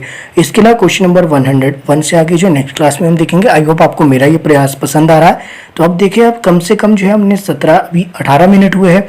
मान लीजिए कि 20 मिनट की भी वीडियो बनती है तो 20 मिनट में हमने 100 क्वेश्चन कर लिए। तो आपको कम से कम समय में इस तरह से ज़्यादा पढ़ने की जरूरत है। तो आप मेरे साथ बने रहें, अपनी ओर से मैं प्रयास पूरा कर रहा हूं। अगर आपका जो डेडिकेशन भी इसी तरह का है, जिस तरह का जो मैंने रखा है कि आपको प्रोवाइड करवानी है वीडियो किसी भी हाल में, चाहे मैं कहीं भी हूँ, किसी भी सिचुएशन में हूँ, चाहे रात को रिकॉर्ड करनी पड़े, रात के 2-2 3-3 बज जाए, बेशक फिर भी आपके लिए जो वीडियो आपके लिए प्रोवाइड करवा रहा हूँ। इस तरह का डेडिकेशन अगर आप रखें तो एक दिन में जो है निश्चित तौर पर आप जो है अपना एक टारगेट बना लीजिए, कितने क्वेश्चन मुझे रीड करने हैं तो उतने करने ही है, चाहे जो मर्जी हो जाए। तो ऐसे में जो है आपका जो एग्ज़ाम थोड़ा क्रैक करना आसान हो जाएगा। ना केवल आप क्रैक करेंगे बल्कि आपका जो स्कोर बेहतर भी होगा। बाकी आप जो अपने दोस्तों के साथ प्लीज़ वीडियो को जरूर शेयर कीजिएगा। बाकी भारतीय मानक ब्यूरो का क्षेत्रीय केंद्र अवस्थित है, तो ये आपका कहाँ पे है, ये आपकी परवाणू में है। ज़्यादा डिटेल में नहीं बताने वाला, 1 लाइनर क्वेश्चन है, जहाँ डिटेल में बताने वाला होगा मैं आपको बता दूंगा। आप जो है नोटबुक और पेन जो है साथ लेकर आप इस वीडियोस को देख सकते हैं। अगला प्रश्न आपके पास, बघायनी का युद्ध गुरु गोविंद सिंह और किस राजा के मध्य हुआ, तो ये हुआ था आपके बिलासपुर का जो राजा था और दूसरे थे आपके गुरु गोविंद सिंह। तो इन दोनों के बीच आपके बघायनी साहब का जो युद्ध हुआ, इंपॉर्टेंट है, ये आपने याद रखना है। अगला प्रश्न आपके पास, किस वर्ष में पीटरहोफ एक भीषण अग्निकांड में जो जल गया था। देखिए, ये आपकी 2 बिल्डिंग थी, एक था आपका व्हाइट फ्लावर हॉल, तो व्हाइट फ्लावर हॉल जला था आपका 1993 में, ये फैक्ट आपने साथ साथ लिख लेना है। और आपका जो पीटरहोफ है, पीटरहोफ जला था आपके 1981 में। तो दोनों में जो है आग ही लगी थी, दोनों घटनाएं आग की है, तो इसमें कंफ्यूज नहीं होना है, डेट आपने याद रखनी है। पीटरहोफ आपका 1981 और उसी तरह जो आपका जो है व्हाइट फ्लावर हॉल वो आपका 1993, दोनों फैक्ट आपने याद रखने हैं। अगले प्रश्न की ओर चलते हैं। अगला आपके पास 1947 में ठियोग में गठित स्वतंत्र सरकार में कौन मुख्यमंत्री बना था, तो सूरत प्रकाश। तो ठियोग आपकी ऐसी रियासत थी जो कि भारत की स्वतंत्रता के समय हिमाचल के गठन से पहले की अगर हम बात की जाए तो उससे पहले ये भारत में मिलने वाली पहली रियासत हिमाचल प्रदेश की। इस फैक्ट को आप साथ साथ लिख लीजिए। और इसमें जो स्वतंत्र सरकार के जो मुख्यमंत्री कौन बने थे 1947 की ये बात की तो सूरत प्रकाश। गद्दी किसके वंशज माने जाते हैं, तो गद्दी माने जाते हैं आपके खत्रियों के। देखिए, एक होते हैं गुज्जर, गुज्जर आपकी जो है गाय भैंसे चराने वाली जनजाति है, उसी तरह गद्दी जो है, गद्दी भी आपकी जो एक जनजाति है जो कि आपकी क्या है, आपके जो है ये भेड़ बकरियां जो पालते हैं। गद्दी जनजाति के लोग हिमाचल में मुख्यतः ये चंबा के जो है क्षेत्रों में देखने को मिलते हैं। इसकी जो है इनके जो वंशज है कौन माने जाते हैं, तो आपकी खत्रियों को इनके वंशज माना जाता है। कुलीनदास मुख्यतः संबंधी थे, तो आपके कुलीनदास जो संबंधी थे ये थे आपकी शिमला और सिरमौर की पहाड़ियों में जो इनका जो है बसना था या बसेरा था। तो ये कुलीनदास ये भी आपकी एक जनजाति है जो कि मूलतः संबंधी थे आपकी शिमला और सिरमौर की पहाड़ियों से। शोभा सिंह कलाविथी अवस्थित है, तो शोभा सिंह ये आर्ट गैलरी है, कलाविथी यहाँ पे लिखा गया है। तो इस तरह के उलझाने वाले क्वेश्चन आपको शुद्ध हिंदी में देखने को मिल सकते हैं। तो ये आपकी शोभा सिंह जो आर्ट गैलरी है वो कहाँ पे है, तो ये आपकी अंद्रेटा में, अंद्रेटा आपके आता है कांगड़ा डिस्ट्रिक्ट में। तो ये दोनों फैक्ट आपको पता होने चाहिए। अगला आपके पास हिमाचल का राज्य संग्रहालय किस सुप्रसिद्ध भवन में है, तो LRC में आपके जो है हिमाचल प्रदेश का राज्य संग्रहालय, इसमें जो आपका उपस्थित है। इंपॉर्टेंट फैक्ट साथ साथ लेकर चलिएगा। ये पश्चिमी हिमालय में पहला हाइड्रोलिक प्रोजेक्ट अवस्थित था, तो ये था आपके जोगिंदर नगर, जो कि आपकी जो है शानन एक जगह है। अगर आपको याद रखना हो तो रख लीजिए, मंडी में आपका ये आता है। अगर आप जो है मंडी से नहीं है तो हो सकता है आपको ये पता ना हो। सिरमौर जिले के साथ किस राज्य की सीमा लगती है, तो सिरमौर जिले के साथ आपकी जो है राज्य की बात की गई है, तो किस राज्य की लगती है, तो ये आपकी उत्तराखंड की लगती है। ऐसा नहीं है सिर्फ उत्तराखंड की लगती है, ऑप्शन के हिसाब से उसमें मैंने बताया था कि आपकी किस राज्य की लगती है, तो ये आपकी उत्तराखंड की लगती है। उसमें मुझे नहीं पता किस हिसाब से क्वेश्चन दिखा गया, लेकिन ऑप्शन जो थे उसमें सिर्फ उत्तराखंड ऐसा था जो कि एक राज्य था। इसके अलावा आपकी हरियाणा की भी लगती है, तो ये अलग से फैक्ट, इसको आपने सिर्फ याद रखना है। हिमाचल प्रदेश के कौन से जिलों की सीमा हरियाणा राज्य से लगती है, तो ये आपके सोलन और सिरमौर की, जो कि आपको मैंने पहले ही बता दिया। सिरमौर की जो है और किसके साथ, तो हरियाणा के साथ भी लगती है। ये फैक्ट आपने साथ साथ याद रखना है। अगला प्रश्न की ओर चलते हैं। हिमाचल प्रदेश का सबसे आंध्र स्थान, आंध्र स्थान आपका जो है कौन सा है सबसे ज़्यादा, तो ये है आपकी धर्मशाला। इंपॉर्टेंट है, यानी कि सबसे अधिक वर्षा वाला स्थान आपकी हिमाचल प्रदेश में धर्मशाला जो है आपका कांगड़ा डिस्ट्रिक्ट में आता है। बड़ोग हिमाचल प्रदेश का एक पर्यटक क्षेत्र कितने ऊंचाई पर स्थित है, तो ये आपने बताना है। बड़ोग आपका जो है एक पर्यटन क्षेत्र है जो कि सोलन के नियर बाय आपके देखने को मिलता है। तो ये 1560 मीटर की आपकी हाइट पे ये स्थित है। इंपॉर्टेंट है, इसकी कई बार आपसे पूछा जा सकता है कि आपका कहाँ है, तो सोलन डिस्ट्रिक्ट में ही आता है ये वैसे, तो ये आपने याद रखना है। ग्रेट हिमालयन नेशनल पार्क किस जिले में स्थित है, देखिए दो पार्क है आपके पास, एक ही Great Himalayan National Park important है ये भी, और एक है हिमालयन बोटेनिकल गार्डन जो आपके कुफरी में है। और ग्रेट हिमालयन नेशनल पार्क ये कहाँ पे है, तो ये आपकी कुल्लू में है। हिमालयन बोटेनिकल गार्डन कहाँ पे है, तो ये मैंने ऑलरेडी बता दिया, ये आपकी कुफरी में, जो कि शिमला के निकट एक जो पर्यटन क्षेत्र भी है। हिमाचल प्रदेश का सबसे छोटा वन्य जो अभ्यारण्य ये कहाँ पे है, तो ये आपकी शिल्ली में है। इसके अलावा जो आपने कमेंट करना है कि हिमाचल प्रदेश का सबसे बड़ा जो वन्यजीव अभ्यारण्य है वो कहाँ पे है, क्योंकि जो सबसे छोटा हमने देख लिया है तो यह कहाँ पे आपकी शिल्ली में है। शिल्ली आपका सोलन में आता है, और सोलन से ये जोनाजी वाला जो रोड है उस रोड पे आपके ये देखने को मिलता है।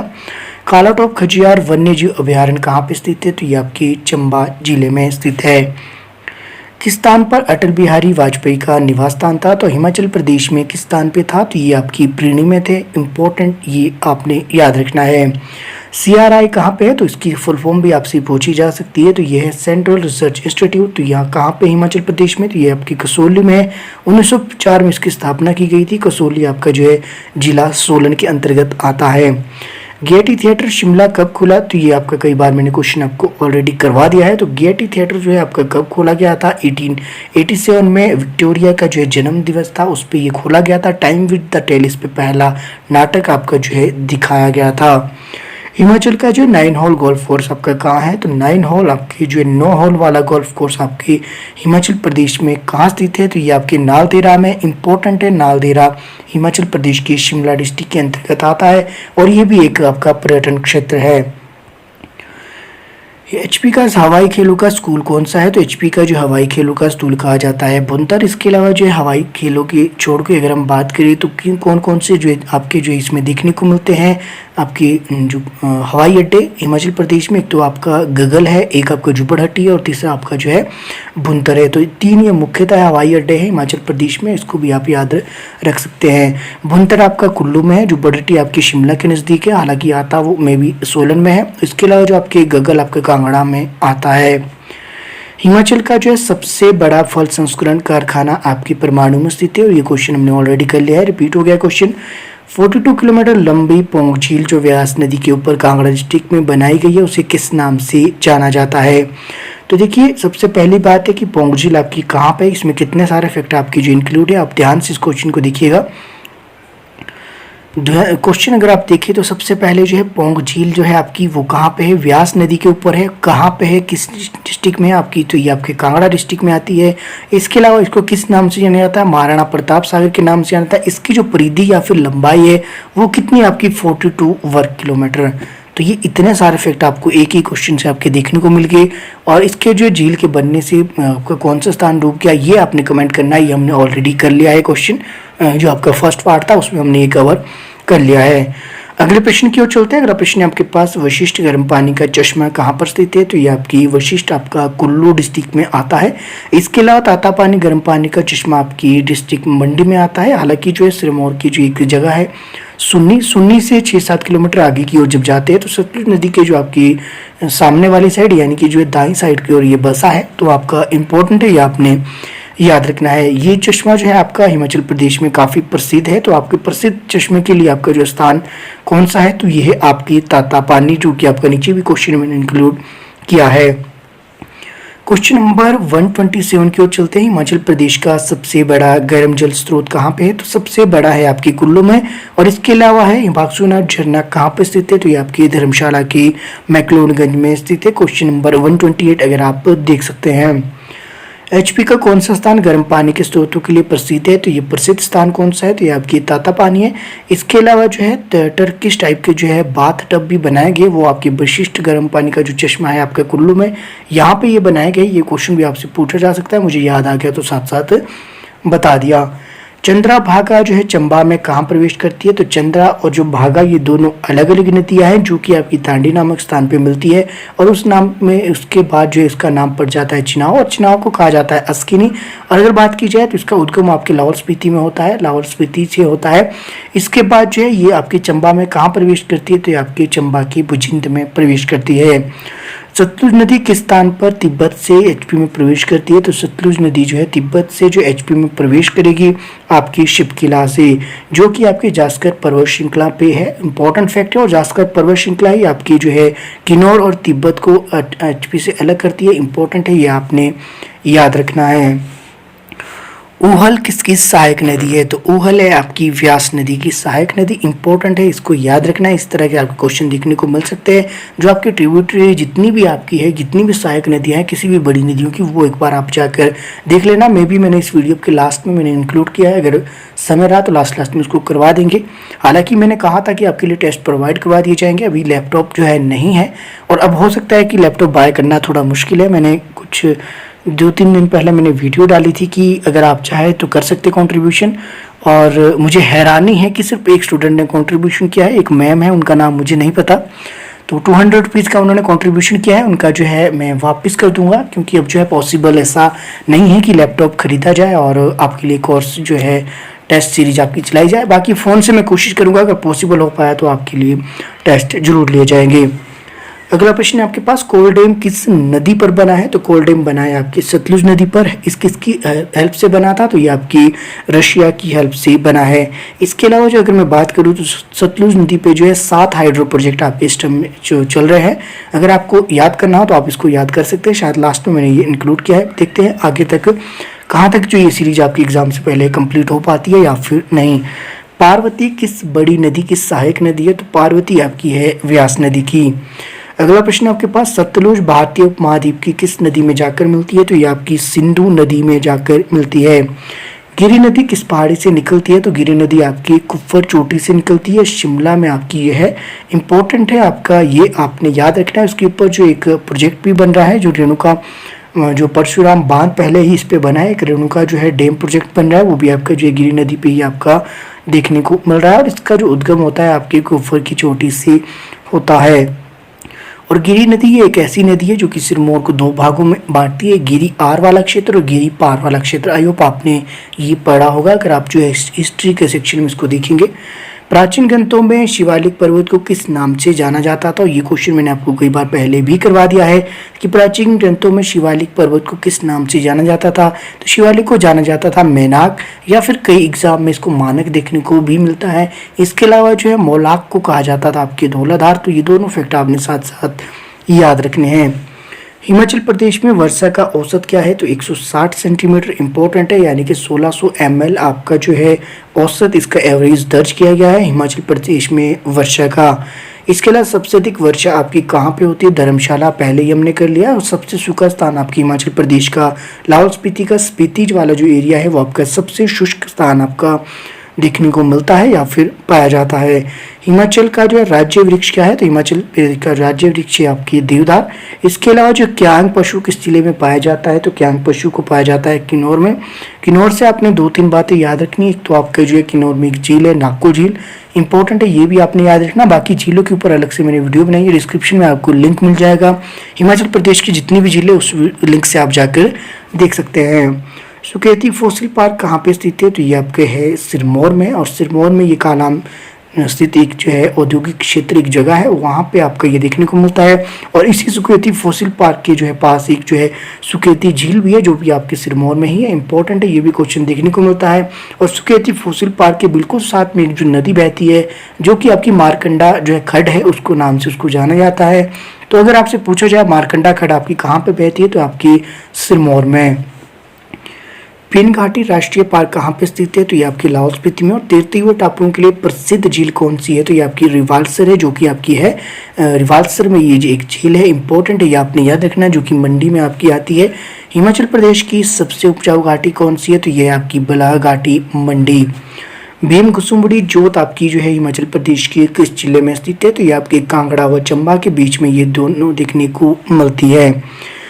कौरव की ओर से हिमाचल के किस शासक ने महाभारत के युद्ध में भाग लिया था? तो कौरव की ओर से हिमाचल प्रदेश का एकमात्र शासक जिसने जो कौरव का साथ दिया था वो कौन था? आपके सुशर्मा, जो कि आपकी कांगड़ा का राजा था, जो आपके कांगड़ा का किला भी सुशर्मा द्वारा ही बनाया गया। और साथ ही ये किस वंश का? तो ये कटोच वंश का आपका शासक था। हिमाचल प्रदेश का एलोरा किसे कहा जाता है? रोकट टेम्पल को जो हिमाचल प्रदेश का एलोरा कहा जाता है। और ये कहाँ पे आपके स्थित है? तो ये आपकी कांगड़ा में, जो कि व्यास नदी के समीप है। अगर आपको जाने का जो समय लगे तो प्लीज़ वहाँ पे जरूर जाइएगा, बड़ा ही जो अच्छा है। अगर आपको जाने का मौका मिले तो एक बार अगर आप कांगड़ा की साइड जाते हैं, ज्वालामुखी साइड, तो आप एक बार इसको जाकर वहाँ पे देख सकते हैं। तो ये काफ़ी पुराना जो है इम्पोर्टेंट है, अगर आपने जाकर देखना हो। कुछ चीज़ें ऐसी है कि आपको जाने से ज़्यादा क्लियर हो जाती है और कभी आपको नहीं भूलती। तो ये मसरूर में है, इंपॉर्टेंट है आपके लिए, ये भी आपसे क्वेश्चन पूछा जा सकता है। हिमाचल की जो छोटी काशी कहा जाता है तो मंडी को, और हिमाचल का जो बनारस है ये कहा जाता है आपकी मंडी को। ये दोनों इंपॉर्टेंट है और शायद में भी पिछले एग्जाम में ये पूछा भी गया था, आपकी जो टेट का एग्जाम हुआ था। किस घाटी को वीर घाटी कहा जाता है? तो ये आपकी कांगड़ा घाटी को जो है वीर घाटी कहा जाता है। 1805 में गोरखा सेना का नेतृत्व किसने किया? अमर सिंह थापा द्वारा जो है नेतृत्व किया गया था गोरखा सेना का। इसके अलावा जो है एक संधि हुई थी, संगोली की संधि, कई जगह 1815 है, कई जगह 1816 है। तो संधि तो आपकी जो है अगर बोलचाल की बात की जाए तो 1815 में हुई थी, लेकिन आधिकारिक तौर पे 1816 में संधि हुई थी, जिसमें कि आपके जो है गोरखों के बीच और अंग्रेजों के बीच जो है ये दोनों के बीच ये संधि हुई। इंपॉर्टेंट है, ये आपने याद रखना। इसमें पेरिस ब्रेड शाह आपके अंग्रेजों की ओर से नेतृत्व कर रहे थे, वहीं जो गुरु राजा आपकी जो है किसकी ओर से, गोरखों की ओर से आपकी जो है नेतृत्व कर रहे थे। अगले प्रश्न की ओर चलते हैं। प्रश्न आपके पास, धामी में प्रजामंडल द्वारा किस प्रथा को समाप्त करने की जो मांग की गई थी? तो ये की गई थी आपकी बेगार प्रथा को। और यही बेगार प्रथा के विरुद्ध जब आपका जो है विद्रोह चल रहा था, तो उसमें जो एक टुकड़ी आपकी जो है शिमला से जो है आपकी धामी की ओर चलती है, और धामी में ये गोलीकांड हो जाता है। ये गोलीकांड आपके कहलाता है धामी गोलीकांड, जिसमें कि आपके जो है टोटल 2 लोग आपके इसमें मारे गए थे। तो ये गोलीकांड हुआ था आपके 16 जुलाई 1939 को। इसमें जो है मुख्य आरोपी पाया गया राजा दिलीप, और इसके अलावा जो इसमें विद्रोहियों का नेता आपकी भागमल सोटा कर रहे थे। हिमाचल प्रदेश का मिनी स्विट्जरलैंड किसे कहा जाता है? तो खजियार चंबा को जो है हिमाचल प्रदेश का मिनी स्विट्जरलैंड कहा जाता है। और यह स्थान जो 160वें नंबर का जो स्थान आपके मिनी स्विट्जरलैंड के रूप में घोषित किया गया था WP ब्लेजर द्वारा 7 जुलाई आपके 1992 को। तो ये फैक्ट भी आपने साथ साथ याद रखना है। अगले प्रश्न की ओर चलते हैं। हिमाचल प्रदेश के किस जिले को जो है छोटा तिब्बत कहा जाता है? तो आपके लाहौल स्पीति जिले को जो छोटा तिब्बत के नाम से भी जाना जाता है। पहाड़ी गांधी की उपाधि बाबा कांशीराम को किसने दी? तो पहाड़ी गांधी की जो उपाधि है बाबा कांशीराम को पंडित जवाहरलाल नेहरू द्वारा जो है दी गई थी। आपकी पंजाब की एक जगह है गदरीवाला, वहाँ पे दी गई आपको ये उपाधि 1930 से, ये आपने याद रखना है। हिमाचल प्रदेश में महर्षि के नाम से किसे जाना जाता है? तो निकोलस रोरिक आपके जो है हिमाचल प्रदेश में जो महर्षि के नाम से जाने जाते हैं। और ये क्यों जाने जाते हैं? क्योंकि इन्होंने हिमालय के ऊपर जो 7,000 से अधिक जो है अपने चित्र बनाए थे। ये फैक्ट आपने याद रखना है।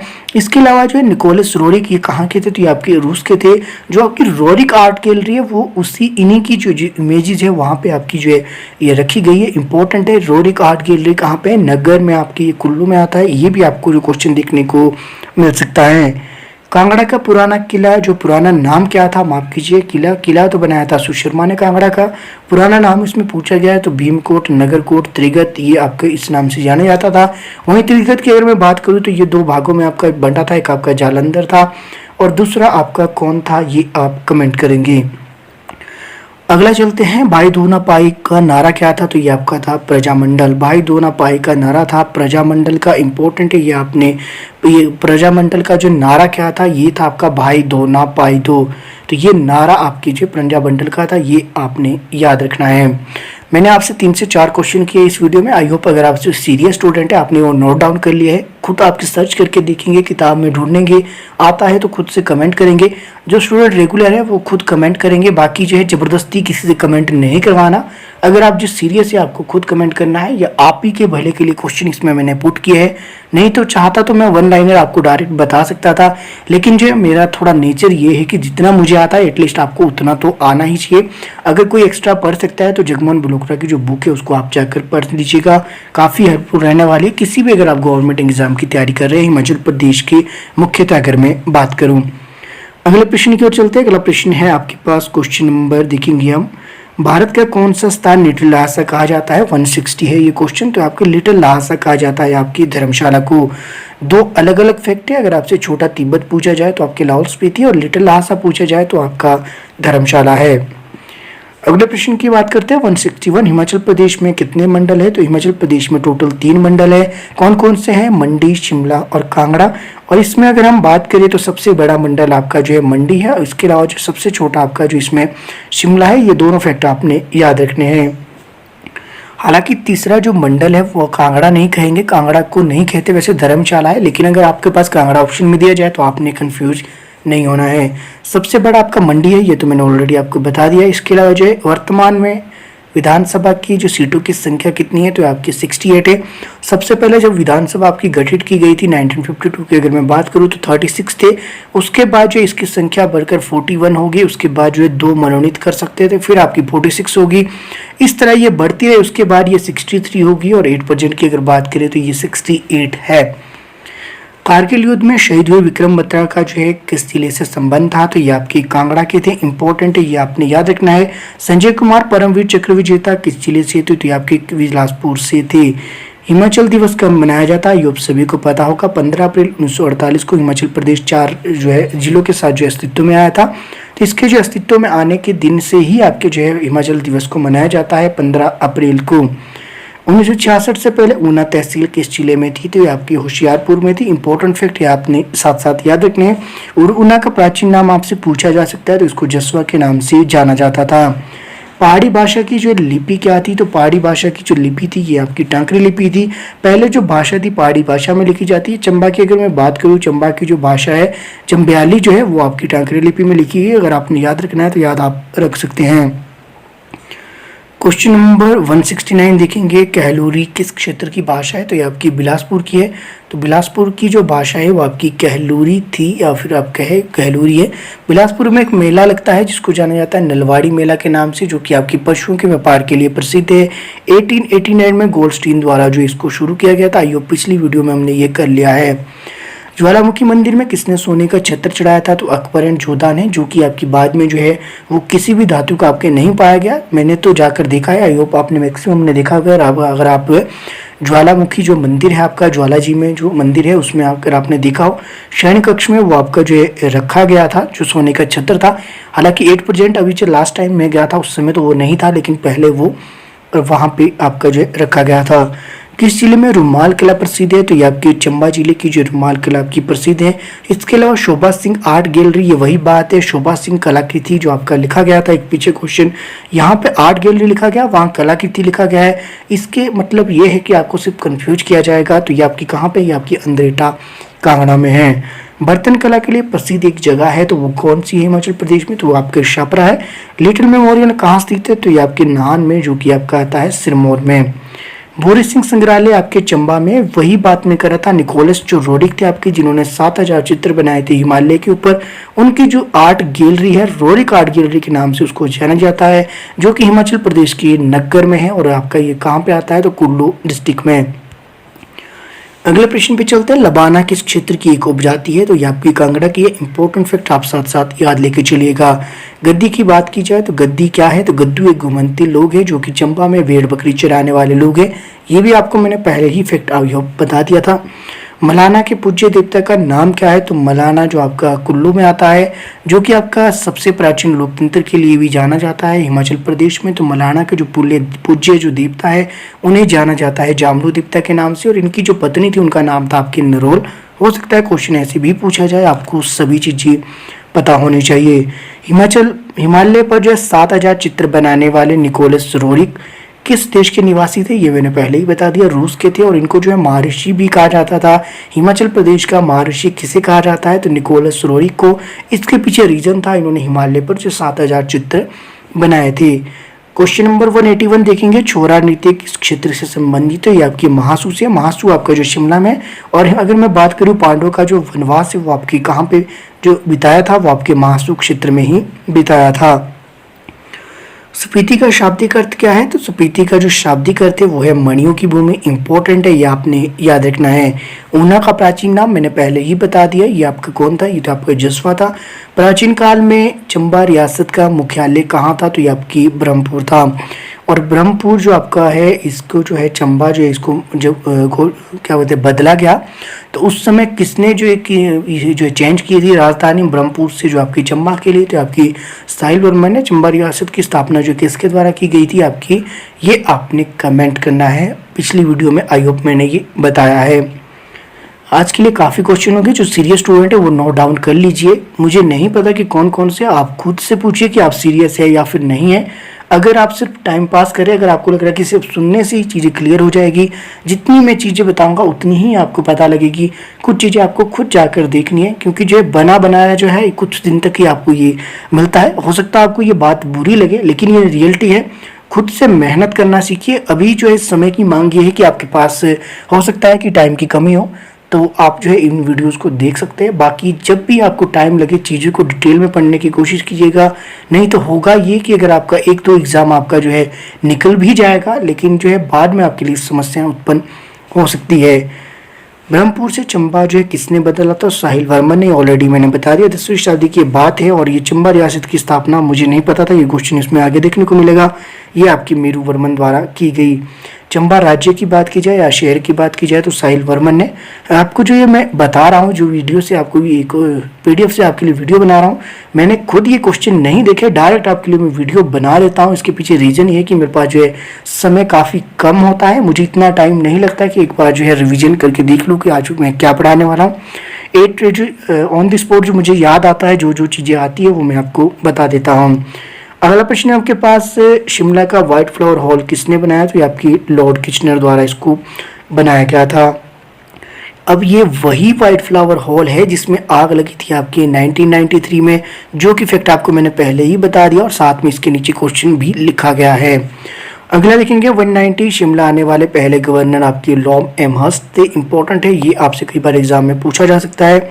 शिमला का जो है नाम किस देवी के नाम पर रखा गया? तो श्यामला देवी, जो ये एक मंदिर है, श्यामला देवी का मंदिर। कालीबाड़ी जो मंदिर है, कालीबाड़ी मंदिर में जो श्यामला देवी रहती है, उन्हीं के नाम पर जो है शिमला का जो है नाम पड़ा, ऐसा माना जाता है। 1921 में महात्मा गांधी शिमला में कहाँ ठहरे? तो पहली बार जो है महात्मा गांधी शिमला आए थे 1921 में। और 1921 से ही इंडियन नेशनल कांग्रेस की जो है शुरुआत मानी जाती है हिमाचल प्रदेश में, तो ऐसा माना जाता है। तो ये पहली बार 1921 में आए थे। और ये कहाँ पे ठहरे थे? तो ये समर हिल में एक जगह है, शिमला में एक जगह है समर हिल। और समर हिल में एक जो है भवन है जिसको जाना जाता है शांति कुटीर भवन के नाम से। शिमला समझौता किन दो देशों के बीच में हुआ था? इंडिया एंड पाक के बीच हुआ 1972 में। इसमें किस किस ने जो हस्ताक्षर किए थे, ये भी मैंने 2-3 दिन पहले शायद किसी वीडियो में पहले ही एक्सप्लेन किया है। शिमला नगर निगम की स्थापना 1852 में ये की गई थी। ये फैक्ट आप साथ साथ याद रख लिए। नलवाड़ी मेले का जो है विचार किसने रखा था? तो नलवाड़ी मेले का विचार गोल्डस्टीन ने रखा था। जो कि मैंने ऊपर कहा कि बिलासपुर में एक नलवाड़ी मेला लगता है, ये वही नलवाड़ी मेला है।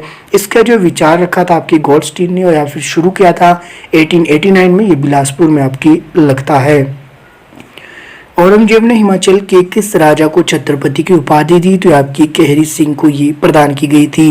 SCERT का जो ऑफिस कहाँ है? तो ये आपके सोलन में है। इंपॉर्टेंट है, ये आपने याद रखना है। क्वेश्चन नंबर 198 देखेंगे। HP एग्रीकल्चर यूनिवर्सिटी आपकी कहाँ पे है? तो ये आपके पालमपुर में है, जो कि आपका कांगड़ा में आता है। Name of the agriculture university, तो ये आपकी क्या है इसका नाम? तो चौधरी शरण कुमार यूनिवर्सिटी के नाम से भी इसको जाना जाता है। अब आपके लिए क्वेश्चन ये है कि इसकी स्थापना कब की गई। अगर आप जितने मैंने क्वेश्चन पूछे हैं रेगुलर स्टूडेंट है, कोशिश कीजिएगा कि कमेंट करने की कोशिश कीजिएगा। नहीं कर सको एटलीस्ट अपने लिए तो आप जो है सर्च करके इसको पढ़ लेना। ये क्वेश्चन आपके डायरेक्ट दिखने को मिल जाएंगे। आज का अंतिम प्रश्न रहेगा आपके पास। Doctor YS Parmar Horticulture and Forestry University आपकी कहाँ पे स्थित है हिमाचल प्रदेश में? तो ये है नौनी सोलन में। 1885 में जो इसकी इस्टेब्लिश्ड यानी कि इसको जो है स्थापना की गई थी। इसके अलावा जो क्वेश्चन नंबर 200 से आगे है वो हम नेक्स्ट वीडियो में देखेंगे। बाकी की 100 क्वेश्चन